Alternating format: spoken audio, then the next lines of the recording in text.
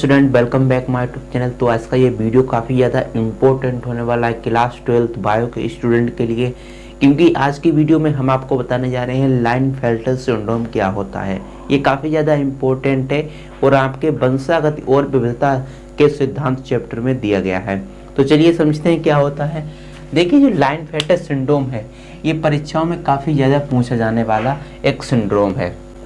देखिए, इसकी जो खोज की थी वैज्ञानिक एच.एफ. लाइनफेल्टर ने 1942 ईस्वी में की थी। एच.एफ. लाइनफेल्टर ने 1942 ईस्वी में की थी। ओके, और इसमें क्या होता है कि एक्स क्रोमोसोम्स की अधिकता के कारण ये रोग उत्पन्न हो जाता है। कैसा होता है देखिए, और एक बात और आपको बता देता हूँ कि ये अधिकतर किस में होता है, नर में होता है।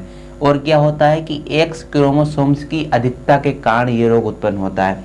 नर में तो एक्स वाई होता है और एक्स क्रोमोसोम्स की अधिकता के कारण ये बता रहा है, तो एक्स क्रोमोसोम अधिक आ जाता है जिसके कारण ये रोग उत्पन्न हो जाता है लाइनफेल्टर सिंड्रोम। अब आप समझ चुके होंगे कि इससे जो ग्रसित व्यक्ति होगा उसके गुणसूत्र की संख्या कितनी होगी, 47 होगी। नॉर्मल व्यक्ति में कितनी थी, 46 थी। अब इससे जो ग्रसित व्यक्ति हो गया उसमें एक्स क्रोमोसोम्स अधिक आ गया, इसीलिए इसकी जो गुणसूत्र की संख्या है वो कितनी हो जाएगी, 47 हो जाएगी। ओके, ग्रसित व्यक्ति में कुल क्रोमोसोम्स की संख्या 47 हो जाती है। ठीक है, देखिए जो सामान्य नर होता है तो उसका तो एक्स वाई होता है नॉर्मल, लेकिन जो ग्रसित नर होता है लाइनफेल्टर सिंड्रोम से उसमें जो एक्स क्रोमोसोम्स है वो एक्स्ट्रा आ जाता है, जिसके कारण ये रोग उत्पन्न हो जाता है। ये अधिकतर नर में होता है, मादाओं में भी ये रोग हो सकता है। ओके, मादाओं में गुणसूत्र की संख्या इस प्रकार से होगी। ठीक है, और नर की बात करें तो नर में तो ये एक्स वाई नॉर्मल और एक्स क्रोमोसोम्स अधिक आ जाता है, तो एक्स क्रोमोसोम्स यहाँ पर लिख देते हैं। ओके, तो इससे जो ग्रसित व्यक्ति होता है उसके गुणसूत्र की संख्या 47 हो जाती है, क्योंकि एक एक्स क्रोमोसोम्स की बढ़ोतरी हो रही है। यहाँ पर अगला पॉइंट है कि सेक्स क्रोमोसोमल डिसऑर्डर है, यानी जो लिंग गुणसूत्र होते हैं उनमें कुछ गड़बड़ हो रहा है, इसीलिए यहाँ पर लिखा है सेक्स क्रोमोसोमल डिसऑर्डर। देखिए किस प्रकार से 44 जो होते हैं वो ऑटोसोम्स होते हैं। ठीक है, जब हम इसमें एक्स वाई जोड़ देते हैं, एक्स वाई जब लिंग गुणसूत्र जोड़ देते हैं तो क्या होता है कि गुणसूत्र की संख्या कितनी हो जाती है, गुणसूत्र की संख्या टोटल हो जाती है 46। ओके, ये तो नॉर्मल व्यक्ति में इस तरह से होता है, लेकिन इससे जो ग्रसित व्यक्ति होता है, इस लाइनफेल्टर सिंड्रोम से जो ग्रसित व्यक्ति होता है उसमें क्या होता है, देखिए इस प्रकार से 44 ये ऑटोसोम्स हो गए। ओके, और जो यहाँ पर लिखे हैं ये क्या है, सेक्स क्रोमोसोम यानी लिंग गुणसूत्र हैं। ये सेक्स क्रोमोसोम है। अब इसमें क्या होता है कि एक्स जो गुणसूत्र है उसकी बढ़ोतरी हो जाती है, ये वाले गुणसूत्र की, इसलिए इसमें गुणसूत्र की संख्या टोटल कितनी हो जाती है, 47 हो जाती है। 44, 45, 46, 47। ओके, तो इस प्रकार से इसमें गुणसूत्र की संख्या जो होती है वो 47 हो जाती है।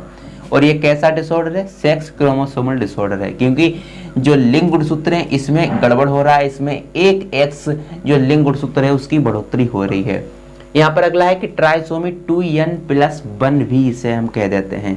क्यों कह देते हैं वो देख लेते हैं। ट्राइसोमी 2n+1, ट्राइसोमी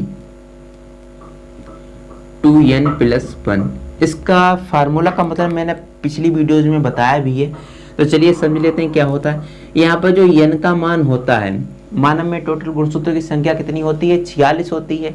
n का मान यहाँ पर हम जोड़े में लिखेंगे 23 होती है। ठीक है, 23 पैर होती है यानी 23 जोड़ी होती है।